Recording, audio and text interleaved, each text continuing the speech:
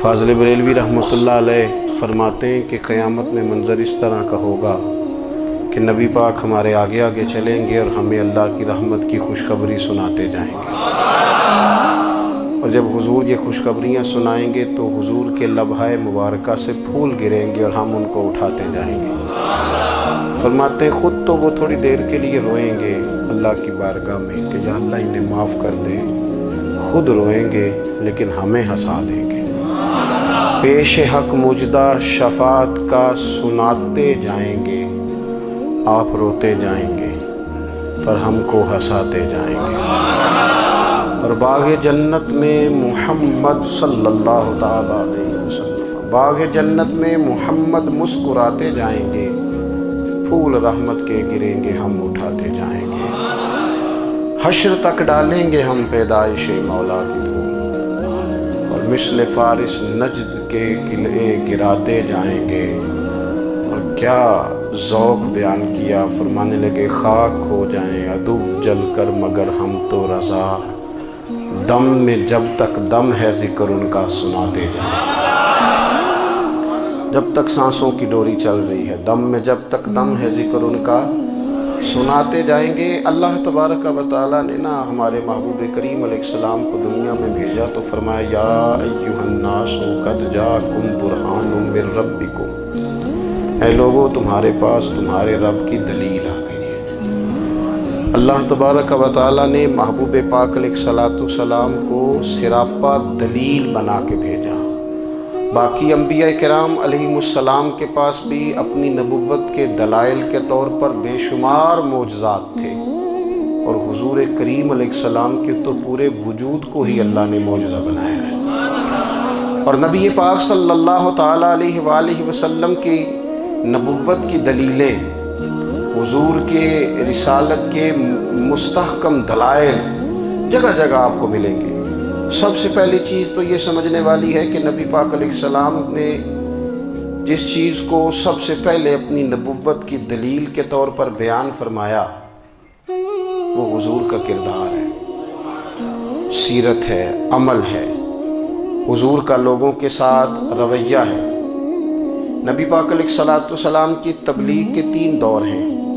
एक तो हुजूर ने अपने कौल से तबलीग फरमाई है, तो 40 साल की उम्र से महबूब ने ऐलान फरमाया और तबलीग की। और एक नबी पाक सल्लल्लाहु तआला अलैहि वसल्लम बिलवास्ता हुजूर की तबलीग है जो आज तक जारी है। उम्मत के उलमा, मशाइख, मुबल्लिगीन हुजूर के दीन को आगे फैला रहे हैं। तो दरअसल ये भी तबलीग रसूल पाक अलैहिस्सलाम ही की तबलीग। और एक हुजूर की तबलीग का दौर है, हुजूर की पैदाइश से लेकर विलादत मुबारका से लेकर हुजूर अलैहिस्सलाम के ऐलान नबुव्वत तक। इस दौरान नबी पाक ने जो तबलीग फरमाई है वो अपने किरदार से फरमाई है। अरब का वो मुआशरा जो बड़ा मैला कुचैला गदला हो चुका था, जिसके अंदर सरासर मादा परस्ती का जोर था, जिसके अंदर लोग इंसानों की खरीदो फरोख्त करते थे, जिसके अंदर बेटियों को जिंदा दफन कर देते थे, जिसके अंदर जो आदमी जितना ज़्यादा मजबूत होता था उतना ज़्यादा लुटेरा बन जाता था, उस मुआशरे के अंदर रसूल करीम अलैहिस्सलाम ने 40 साल गुजारे। और इस तरह गुजारे कि जो बेगाने भी थे वो भी कहा करते थे ये सादिक है, ये अमीन है। और जब हुजूर ने ऐलान नबुव्वत किया तो फरमाया, ये कुरान मजीद के लफ्ज़ है, फरमाया फ़क़द लबिस्तु फ़ीकुम उमरम मिन क़ब्लिही अफ़ला ताक़िलून, मैं तुम्हारे बीच उम्र का एक हिस्सा गुजार चुका हूं, तुम्हें अकल नहीं है, शऊर नहीं है। नबी करीम अलैहिस्सलाम ने अपने किरदार को, अपने अमल को अपनी नबुव्वत की दलील के तौर पर बयान फरमाया। वो तो हज़रत हलीमा भी फरमाती हैं ना, जब मैं नबी करीम अलैहिस्सलाम को अपने घर ले गई तो मेरा अपना बच्चा भी दूध पीता था, 2 मेरे बेटे हो गए, एक मेरी ये नस्ली औलाद और हुजूर मेरी रज़ाई औलाद। तो कहती हैं जब मैं करीम महबूब अलैहिस्सलाम को अपने सीने से लगाती थी तो हुजूर मेरे एक पिस्तान से दूध पीते थे और दूसरा अपने भाई के लिए छोड़ दिया करते थे। यहाँ से रसूल करीम अलैहिस्सलाम ने किरदार के ज़रिए तबलीग और फिर ऐलान नबुव्वत से पहले एक तंजीम अरब के जवानों पर, अरब के सरदारों पर मुश्तमिल बनाई गई, जिसमें नबी करीम अलैहिस्सलाम ने बड़ा हिस्सा लिया सरकार ने। और بڑے اہم لوگوں کو شعور حضور نے عطا فرمائے، وہ اس جماعت کا فیصلہ تھا کہ ہم سارے جوان، سارے بڑے لوگ ملیں گے۔ یہ حضور کے اعلان نبوت سے پہلے کی بات ہے۔ ہم بڑے لوگ ملیں گے، کسی بڑے کو کسی چھوٹے پر ظلم نہیں کرنے دیں گے، کسی آدمی کو کسی غریب کا حق نہیں کھانے دیں گے۔ حضور علیہ السلام نے نا اپنے کردار سے، اپنے عمل سے، اور آپ کا جو عمل ہوتا ہے نا وہ اصل ہوتا ہے۔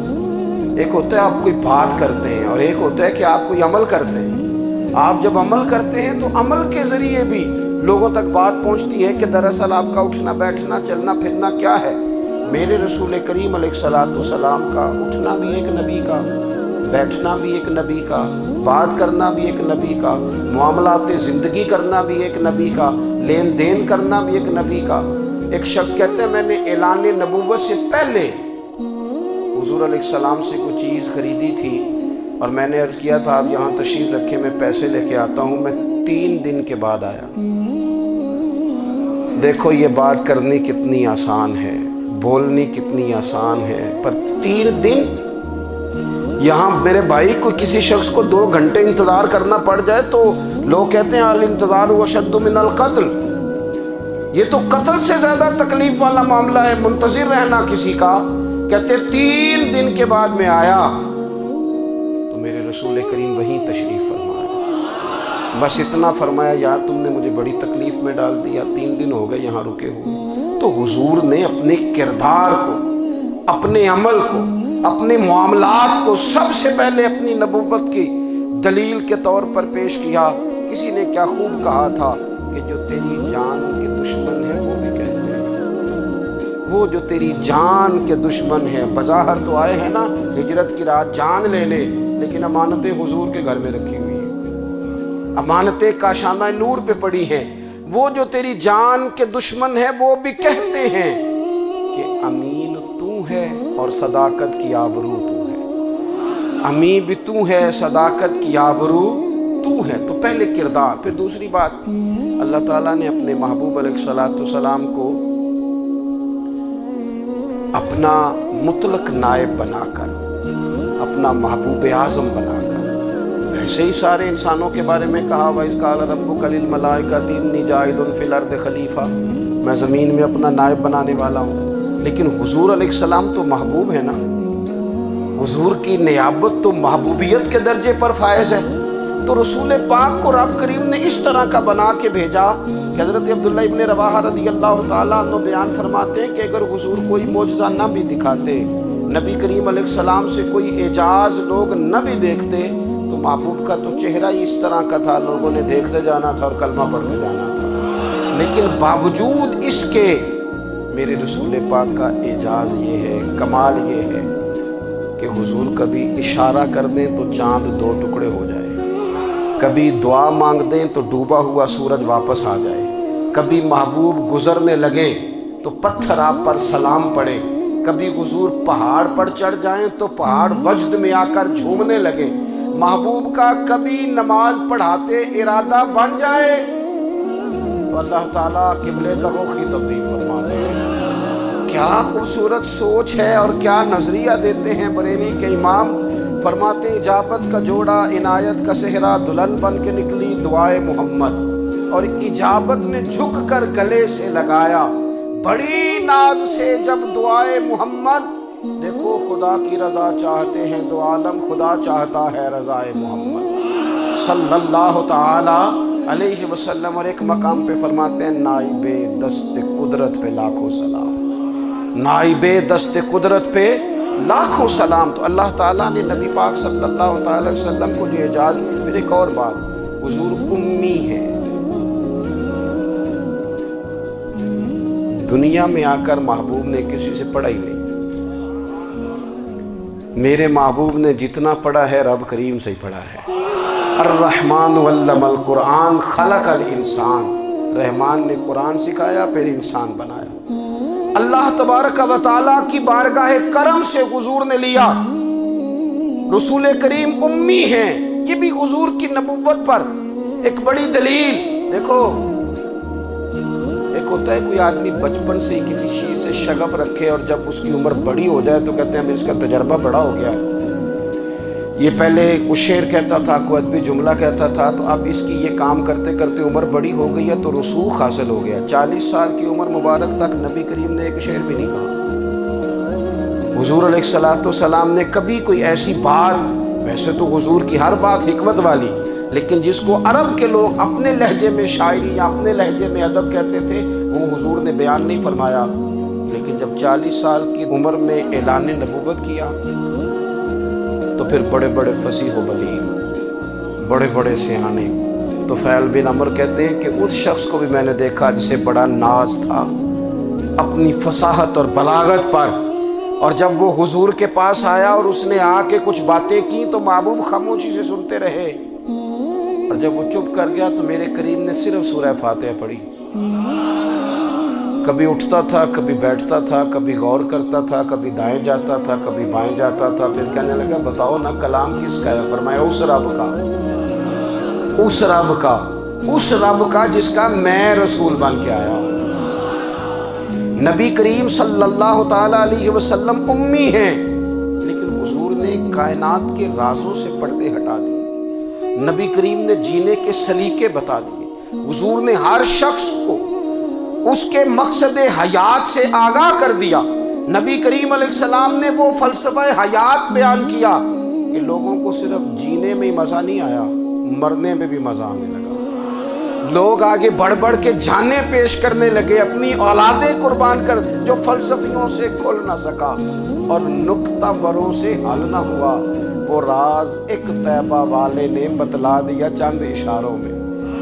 محبوب کریم امی ہیں، لیکن حضور نے اس طرح دنیا کو سکھایا، اس طرح دنیا کو پڑھایا، اس طرح حضور نے علم کے چراغ اور دیپ روشن کیے کہ قیامت تک جسے روشنی ملے گی نا، اسے صرف دروازہ مصطفیٰ سے ملے گی، اسے رسول کریم علیہ السلام کے در دولت سے ملے۔ کچھ لوگوں نے کہا کہ اپنے پاس سے آیات بنا کے لاتے ہیں، اپنے گھر میں بیٹھ کے دعوے کر لینا تو کوئی مشکل کام نہیں نہ ہوتا، سارے لوگ ہی کر لیتے ہیں۔ بلکہ وہ ہمارے ایک بزرگ کہا کرتے تھے، خیالی پلاؤ پکائیے تے گھیو کدے بھی کٹ نہ پائیے، کیونکہ کون سا پیسوں کا ڈالنا ہے، زیادہ ڈالیں آپ اور زیادہ ڈالیں۔ بہت سارے لوگ ہیں آج بھی، کچھ لبرل ہیں بیچارے، کچھ دین بیزار طبقہ ہے، وہ کہتے ہیں جناب ہمیں تو جدید باتیں بتائیں، ہمیں تو نئے اسلوب کے مطابق لے کے چلیں، ہمیں تو او بھائی سن،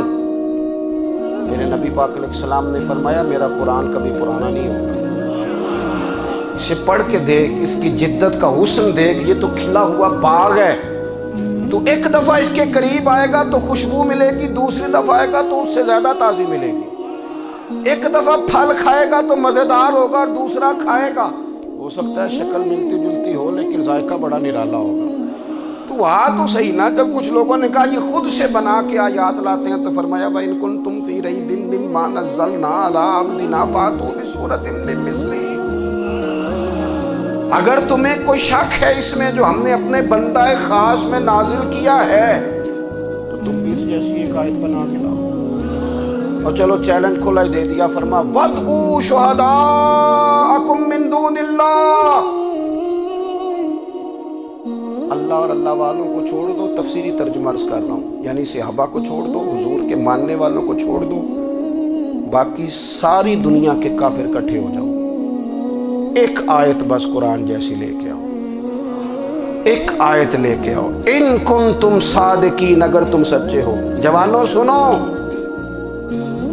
کہا ایک آیت، اور یہ چیلنج آج تک قرآن مجید کا موجود ہے، آج تک وَإِن كُنتُمْ فِي رَيْبٍ مِّمَّا نَزَّلْنَا عَلَىٰ عَبْدِنَا فَأْتُوا بِسُورَةٍ مِّن مِّثْلِهِ، تم قرآن کے مقابلے کی ایک صورت لے کے آؤ اور سارے حمایتی اکٹھے کر لو اپنے، ان کنتم صادقین، اگر تم سچے ہو۔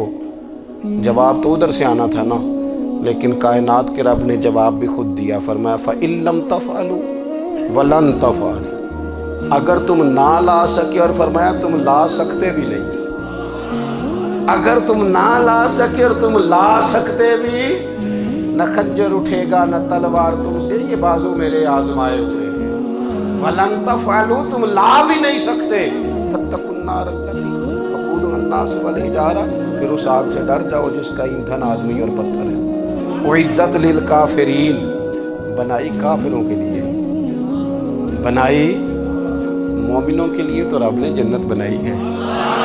उइद्दत लिल काफिरीन, ये दोज़ख अल्लाह ने किन के लिए बनाई है? उइद्दत लिल काफिरीन कहते हैं काफिर के लिए बनाया।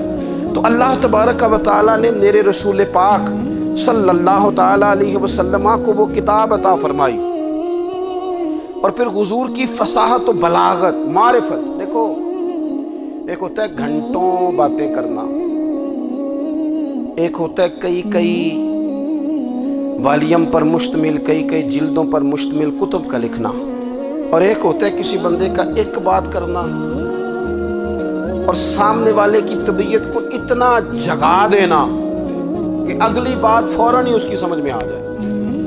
और हुजूर ना किसी की अना को नहीं जगाते थे। हम बाज़ औक़ात किसी से खिताब करते हैं, बात करते हैं, तो सामने वाले की अना को जगा देते हैं, ठेस पहुंचाते हैं। वो कहता चल फिर तगड़ा हो जा, मैं भी आया। हुजूर अना नहीं जगाते थे, मेरे नबी पाक ज़मीर जगाते थे, ताकि वो शख्स फैज़ हासिल कर सके, उसे कुछ मिले। नबी करीम का जो अंदाज़े तकल्लुम है वो इस तरह का होता था कि इंसान खुद ब खुद खेल उठता था कि मतलब ये बात होने क्या लगी है, मतलब हुजूर क्या फरमाने लगे। नबी करीम सल्लल्लाहु तआला अलैहि वसल्लम, एक दिन महबूब करीम ने सहाबा के पीछे हुजूर की फसाहत और बलागत देखे, फरमाया महबूब ने, कितना नादान है वो शख्स जो अपने माँ बाप को गाली दे। खली हो गई लोगों की आंखें, कान खड़े हो गए कि या रसूलल्लाह, कौन ऐसा बदबख्त है जो माँ बाप को गाली देगा। अब जब सवालात ज़हनी सतह पर पूरी तौर पर उभर गए ना, तो अब रसूल करीम ने बात समझाई। ये है फसाहत व बलागत, तेरे आगे हैं यूं दबे लजे फुसहा अरब के बड़े बड़े, कोई जान मुँह में ज़ुबान नहीं, नहीं बल्कि जिस्म में जान नहीं। या रसूलल्लाह, कौन ऐसा नालायक है जो माँ बाप को गाली दे।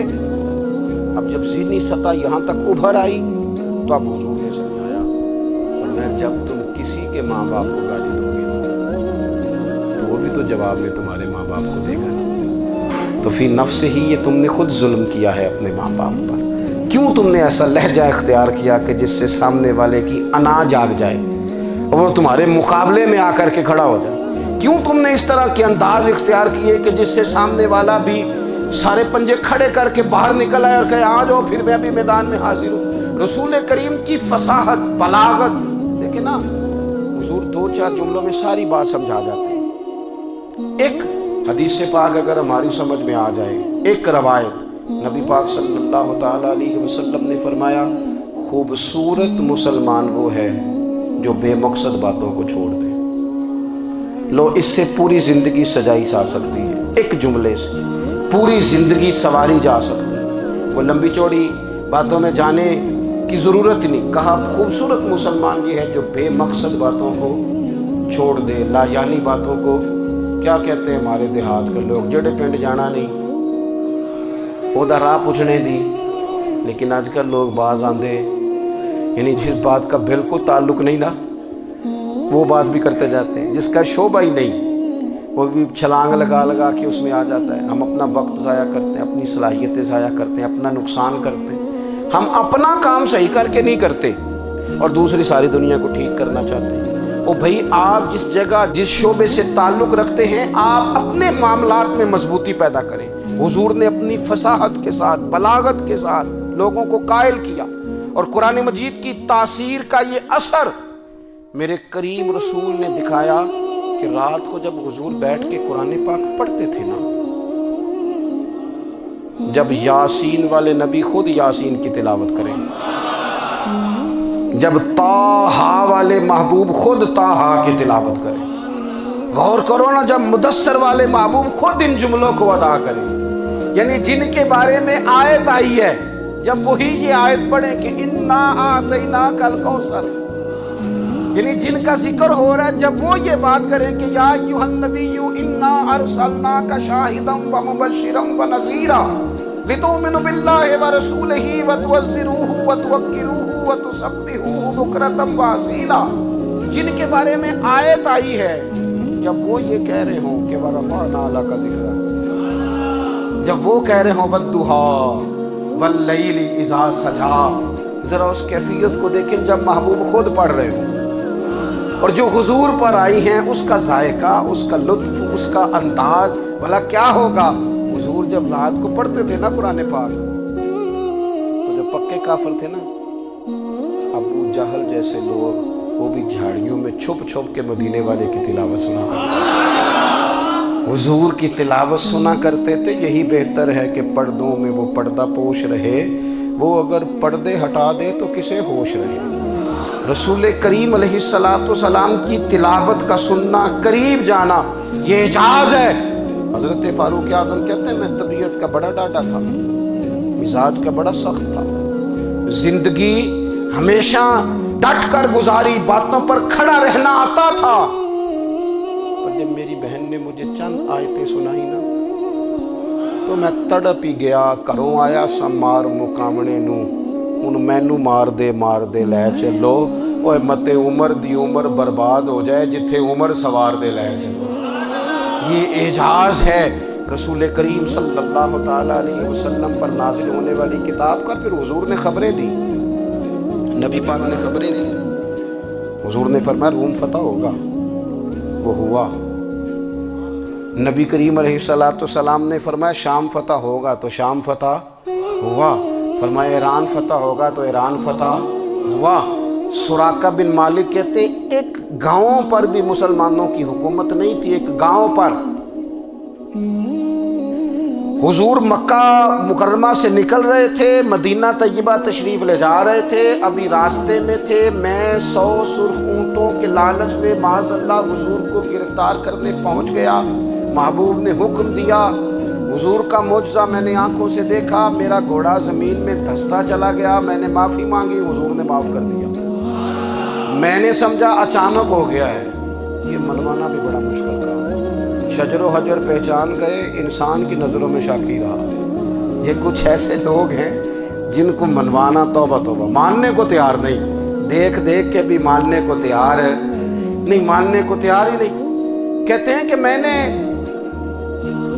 फिर चाहा आगे बढ़ना, तो फिर ज़मीन के अंदर मेरे घोड़े के पैर धंसने लगे। फिर माफ़ी मांगी। करीम तेरे माफ़ करने की अदा पे भी कुर्बान जाए। ये नहीं फरमाया कि तू तो बार बार यूं ही करता है, फरमाया माफ़ी मांगता है, जा मैंने माफ़ किया। कहते हैं 3 दफ़ा मैं आगे बढ़ा, 3 दफ़ा हुजूर ने माफ़ किया, तो मुस्कुरा के फरमाने लगे तू यहाँ मुझे गिरफ्तार करने आया है, वो कैसरे रूम का इलाका फतह होगा। वो कंगन जो पहनता है ना हाथों में, बादशाह के कंगन मारूफ हैं, वो तेरे हाथों में आएंगे। अल्लाह करे आप समझे। ये जो लोग डरी डरी सहमी सहमी और हमारे बच्चे मायूसी की माज़अल्लाह बातें करते हैं, वो देखें हुजूर किस तरह की गुफ्तगू फरमाते हैं। अभी एक गांव पर भी इस्लाम की हुकूमत नहीं, लेकिन हुजूर का खबर देने का अंदाज। करीम फरमाने लगे वो कैसर रूम के जो कंगन होंगे वो तेरे हाथों में आएंगे। जनाब सुराका बिन मालिक फरमाते हैं कि मैं मुसलमान हो गया, हुजूर का विसाल हो गया, कंगन नहीं आए। हज़रत अबू बकर सिद्दीक़ का विसाल ज़ाहिरी हो गया, कंगन नहीं आए। जनाब उमर का दौर आ गया, सुराका बूढ़े हो गए। कोई बंदा पूछता ना कि अब तो उम्र ढल गई है, ज़िंदगी का पता नहीं। कहने लगे नहीं मैं नहीं जाता, जब तक कंगन नहीं आते इज़राइल कोई नहीं आएंगे, क्योंकि साढ़े नबी दी ज़ुबान साढ़े वास्ते कुरान। जो दिन को कह दिया दिन है तो दिन निकल आया, जो शब को कह दिया शब है तो रात हो के रही। और खुदा ने उनकी ज़ुबान को वो इख्तियार दिया, जो निकली मुंह से उनके वो बात हो के रही। और फाज़िल बरेलवी का तो अंदाज़ ही फिर अनोखा है ना। वो तो कहते हैं वो ज़ुबान जिसको सब कुन की कुंजी कहे, जिसको सब कुन की कुंजी कहे, उसकी नाफिज हुकूमत पे लाखों सलाम। कहने लगे नहीं आते हज़रत इज़राइल, फ़िक्र ना करो, बूढ़े हो गए थे, निकलना घर से बंद कर दिया था। हज़रत उमर का दौर था, कंगन आ गए। हज़रत फारूक आज़म ने उनके पोतों से, नवासों से, बच्चों से कहा जाओ बुला के लाओ। का दादा जान बूढ़े हैं, फिर मैं तुम कान में कह देना कंगन आ गए, फिर तुम देखना तो सही। फिर हज़रत सुराका आए, हुजूर ने जो खबरें दी, नबी पाक अलैहिस्सलाम ने जो गुज़श्ता कौमों के अहवाल बयान किए, और फिर मेरे नबी पाक अलैहिस्सलाम ना दुनिया में इज़्ज़तें देने आए। इज़्ज़तें, ये मिजाज हमें कम करना चाहिए। ये जो हम सारी ज़िंदगी اس کام میں لگا دیتے نا، کسی کو نیچا کیسے دکھانا ہے، یہ انداز حضور نے نہیں ہمیں دیا۔ اب دیکھو حضور تشریف لائے تو ہمیں پتہ چلا کہ حضرت یوسف جیسا سونا کوئی نہیں۔ حضور تشریف لائے تو ہمیں پتہ چلا کہ حضرت داؤد جیسی خوبصورت آواز کسی کی نہیں۔ حضور تشریف لائے تو ہمیں پتہ چلا کہ جناب عیسیٰ علیہ السلام کا فقر اختیاری کس طرح کا تھا۔ محبوب تشریف لائے تو ہمیں پتہ چلا کہ حضرت موسیٰ کا جلال کس طرح کا تھا۔ یہ تو حضور آئے تو نبی پاک علیہ السلام نے اس کی بھی عظمت بیان کی، اس کی بھی شان بیان کی۔ حضور نے بتایا کہ ابو بکر صدیق کی شان کیا ہے، فاروق اعظم کا مرتبہ کیا ہے، عثمان غنی کی حیا کیا ہے، مولا علی کی شجاعت کیا ہے، اہل بیت نبوت کی عظمت کیا ہے۔ حضور آئے عزتیں دینے، ماں کو عزت نہیں کہا جس کا باپ راضی ہو گیا اس کا رب راضی ہو گیا۔ فرمایا جو 2 بیٹیاں 3 بیٹیاں 4 بیٹی بہنیں یا 1 بیٹی یا بہن بیاہ کے آ گیا نا، اس طرح میری 2 انگلیاں جڑی ہوئی ہیں، میرے ساتھ جڑ کے جنت میں جائے گا۔ رسول کریم صلی اللہ تعالی وسلم نے عزت دی، عزت دی۔ حضور عزتیں دینے، کوئی اعزاز نہیں۔ ان پڑھ بندہ ہے، سادہ ہے، غریب ہے، مزدوری کرتا ہے، ہاتھوں پہ چھالے، یا رسول اللہ اس کا بھی کوئی اعزاز ہے؟ قربان جائیں، میرے کریم نے عزت دی۔ فرمایا محنت کر کے روزی کمانے والا تو اللہ کا دوست ہے۔ یہ اینٹیں اٹھانے والا، یہ مشقتیں کرنے والا، یہ صبح دیہڑی پہ جانے والا، یہ بیچارہ جو اچار سے روٹی کھاتا ہے، تو نے ہر شخص کی قسمت میں یہ عزت لکھی اور آخری خطبے کی صورت میں وصیت لکھی۔ رسول کریم نے ہر بندے کو اعزاز دیا، عظمتیں دی۔ حضور عزتیں دینے آئے، نبی پاک علیہ السلام نے اعزازات دیے، حضور نے نوازا۔ یہ ساری چیزیں میرے رسول پاک کی تشریف، اور پھر یہ جو حضور کے صحابہ اور اہل بیت ہیں نا، یہ بھی میرے نبی پاک کی نبوت کی دلیل ہے۔ اتنی جلدی انقلاب آیا نہیں کرتے، وہ کل تک جو رہزن تھے حضور نے راہبر بنا دی۔ وہ لوگ جو کل تک ایک دوسرے کے گلے کاٹ کے کھاتے تھے، ایک دوسرے کو مارتے تھے، تکلیف پہنچاتے تھے، برادری ازم پہ لڑتے تھے، حضور نے بھائی بھائی بنا دیے۔ ایک پلیٹ میں کھانا کھانے لگے سیدنا بلال حبشی، صہیب رومی، سلمان فارسی، حضور نے یوں کر کے ملا دیا۔ نبی کریم علیہ السلام نے تقسیمیں ختم کر دی دنیا۔ حضور کہ صحابہ نے اپنا کردار اس طرح کا دکھایا، اتنا بلند کیا، اور صحابہ کرام علیہم رضوان اس کو دیکھ کر اتنی بلندیوں پہ گئے کہ گواہیاں اللہ کا قرآن دیتا ہے۔ فرمایا محمد الرسول اللہ والذین معہ اشداء علی الکفار رحماء بینہم تراہم رکعا سجدا یبتغون فضلا من اللہ ورضوانا۔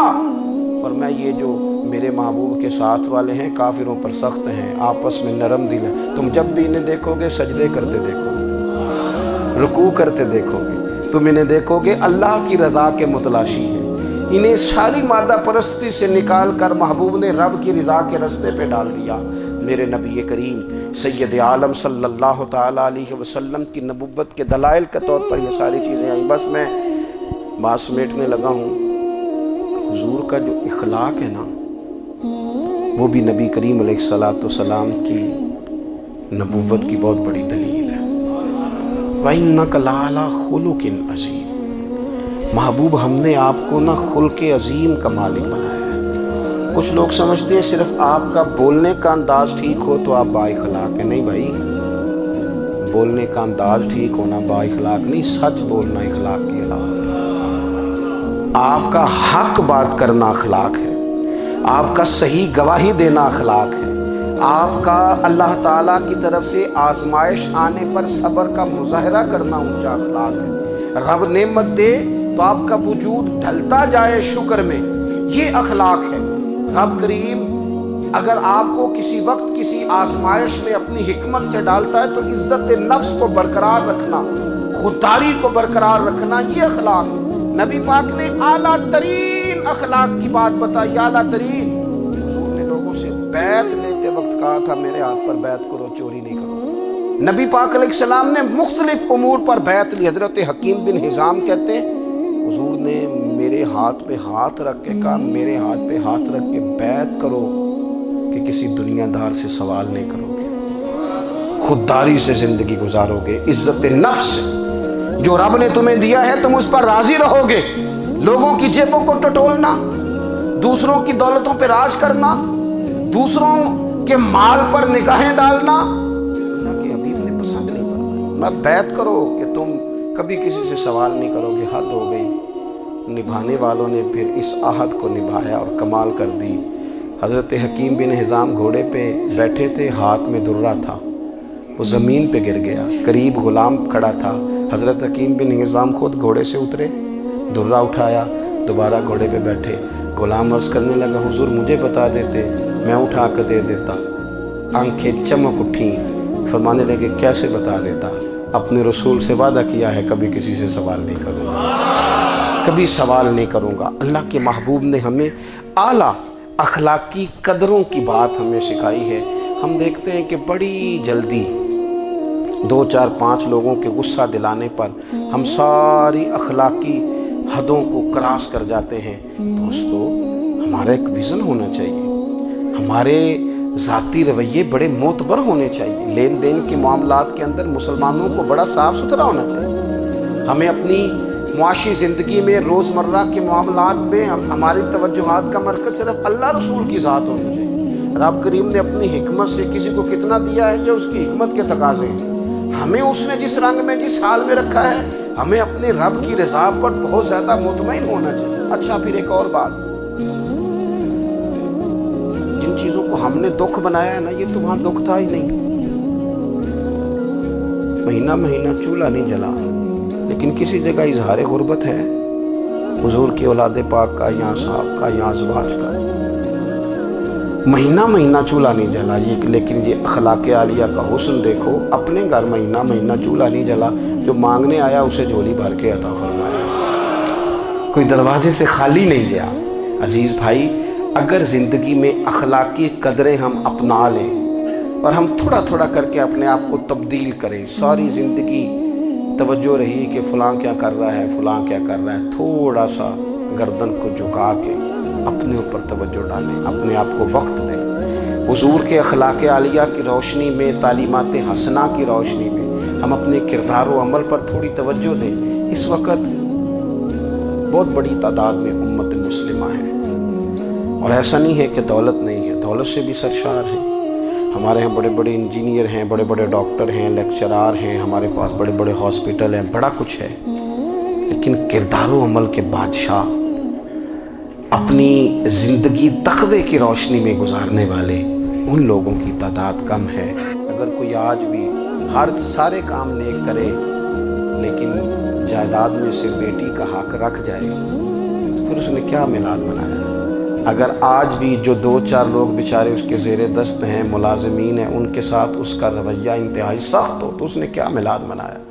اگر آج بھی وہ برادری ازم کی بنیاد پر دوستیاں کرے اور چھوٹے بڑے کی وہ تقسیم رکھے، جسے حضور نے فرمایا کہ قبیلے تو تعارف کے لیے، ورنہ کسی عربی کو اجمی پر، گورے کو کالے پر کوئی فضیلت نہیں۔ اگر کوئی آج بھی اس برادری ازم کا قائل ہے پھر اس نے کیا میلاد منایا؟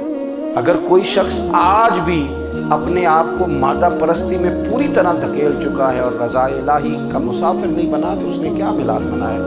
اپنی طبیعتوں میں روحانی تبدیلی اور وہ خاص افکار جو حضور اپنے غلاموں میں پیدا فرماتے ان افکار کو پیدا کرنا، سوچوں کو بدلنا، سوچوں کو، نظریات کو بدلنا، اپنے روزمرہ کے معاملات کا جائزہ لینا کہ ہم کس طرح آگے بڑھ سکتے ہیں اور کس طرح ہم ایک بہترین امتی اور ایک بہترین مسلمان بن سکتے ہیں، اس پر توجہ دینا یہ میلاد ہمیں سبق دیتا ہے۔ اللہ تعالیٰ مجھے اور آپ کو عمل کی توفیق عطا فرمائے۔ آخر دعوانا ان الحمدللہ۔